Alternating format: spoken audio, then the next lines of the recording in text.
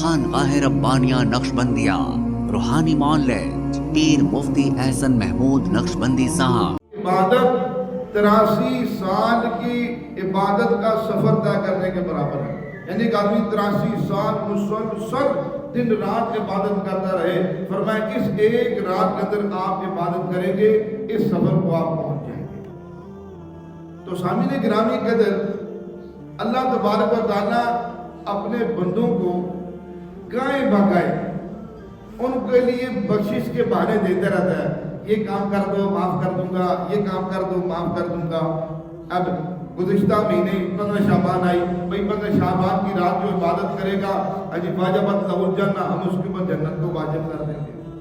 اسی طرح رمضان مبارک کی جو روزے رکھے گا ہم اس کی مغفرت کر دیں گے، تراویح کی جو نماز پڑھے گا ہم اس کی مغفرت کر دیں گے۔ اب آگے لیلۃ القدر کی بات، فرمایا من قام لیلۃ القدر ایمانا و احتسابا غفر له ما تقدم من ذنبه، کہ جو شخص، جو مرد، جو عورت لیلۃ القدر کی رات قیام کرے گا حالت ایمان میں اور ثواب کی نیت سے، ہم اس کے سارے گناہ معاف۔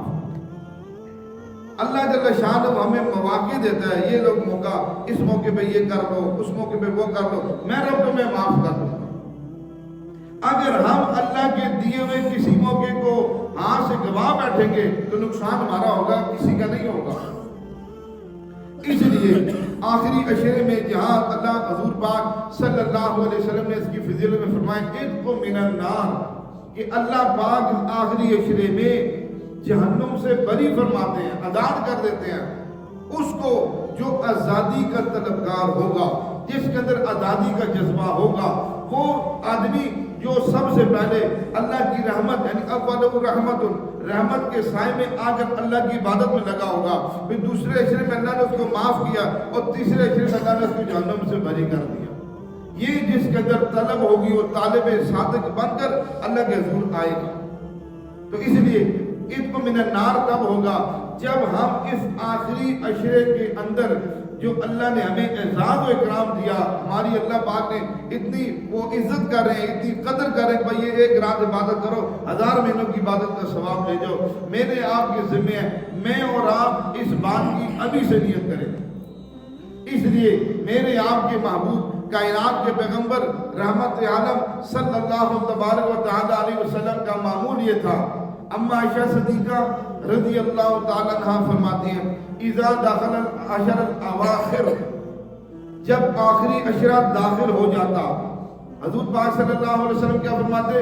شد میزارہ، کمر کس لیتے، اپنی کمر یعنی اپنے آپ کو مضبوط کر لیتے، وَأَحْيَا لَيْلَهُ، پھر آپ آخری عشرے کے اندر راتوں کو زندہ فرماتے، وَأَيْقَظَ أَهْلَهُ، اس طرح صرف اپنی فکر نہیں کرتے، اپنے گھر والوں کو بھی فکر کرتے۔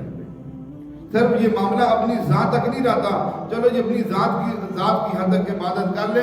اس لیے قرآن پاک میں اللہ تبارک و تعالیٰ ہمیں یہ فرما رہے ہیں یا ایھا الذین آمنوا قوا انفسکم، اے ایمان والو، سب سے بنیادی کام تمہارے لیے کیا ہے؟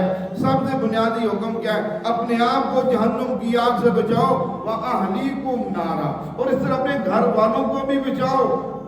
اس طرح خود خدا کے احکامات کے پابند بنے ہو، رحمت کائنات صلی اللہ علیہ وسلم کے طریقوں کے پابند بن کر زندگی گزار رہے ہو، تمہارے یہ بات ذمہ ہے اپنی ذات کے ساتھ ساتھ اپنے گھر والوں کو بھی پابند کرنا، اللہ کے احکامات کا پابند کرنا تمہارے ذمہ ہے۔ یہ اگر یاد رکھیے، اگر ہم ایسے نہیں کریں گے نامعلوم خدا کے مجرم بنیں گے۔ کل اللہ جل شانہ مجھے آپ سے پوچھے گا کہ بھئی آپ نے اپنی دین کی فکر کی، اپنے گھر والوں کو کیوں نہیں فکر کی؟ اس لیے حضور پاک صلی اللہ علیہ وسلم حدیث پاک میں آتا ہے وَأَيْقَظَ أَهْلَهُ، اپنے گھر والوں کو بھی فکر مند کرتے رہتے ہیں۔ ہمارے ہاں جادو، جنات، بندش اور نظر بد کا شافی علاج قرآن و سنت کی روشنی